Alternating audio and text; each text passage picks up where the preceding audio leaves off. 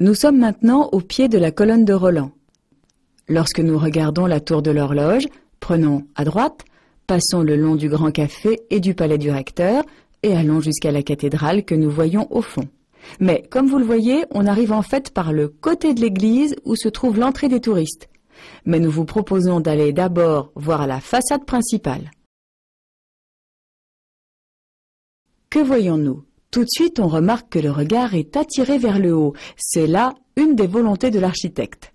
En jouant sur les ornementations et les volumes, il fait le regard s'élever vers le haut, vers Dieu donc. Tout bon architecte veut attirer le regard vers le haut, car cela évoque Dieu, bien entendu. Pour cela, il joue sur l'architecture, mais aussi sur les décorations. Voyons s'il a réussi ici. Globalement, on remarque un rétrécissement de la façade, plus on regarde vers le haut. Voyez, il y a d'abord le large escalier, puis le premier niveau avec ses 3 entrées, une principale qui est la plus haute, et 2 plus petites surmontées de frontons et séparées par 2 lourdes colonnes. Et du coup, si on ne regarde que les 3 entrées, on voit qu'elles forment comme un triangle. Triangle que nous retrouvons d'ailleurs plus haut au 2e niveau avec l'énorme fronton qui est posé. D'ailleurs, sur cette façade, c'est cet énorme fronton qui attire le regard vers le haut. Pour autant, pour notre part, nous restons sur notre faim, car notre regard va directement sur ce 2e niveau, mais il y reste bloqué.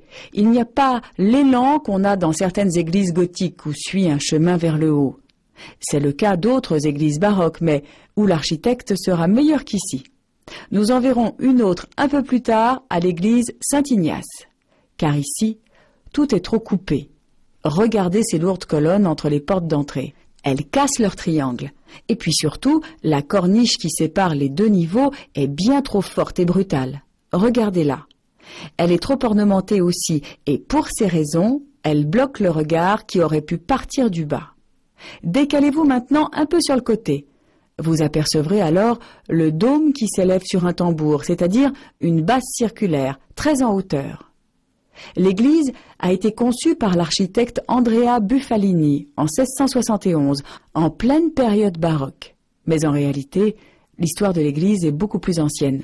Autrefois, c'était une église byzantine, mais elle a été remplacée par une église romane que la légende attribue à Richard Cœur de Lion. On raconte que Richard, au retour de la croisade en 1192, aurait fait naufrage et trouvé refuge sur l'île de Lokrum, dans le golfe de Dubrovnik. Pour rendre grâce de son sauvetage, il aurait fait édifier une nouvelle cathédrale.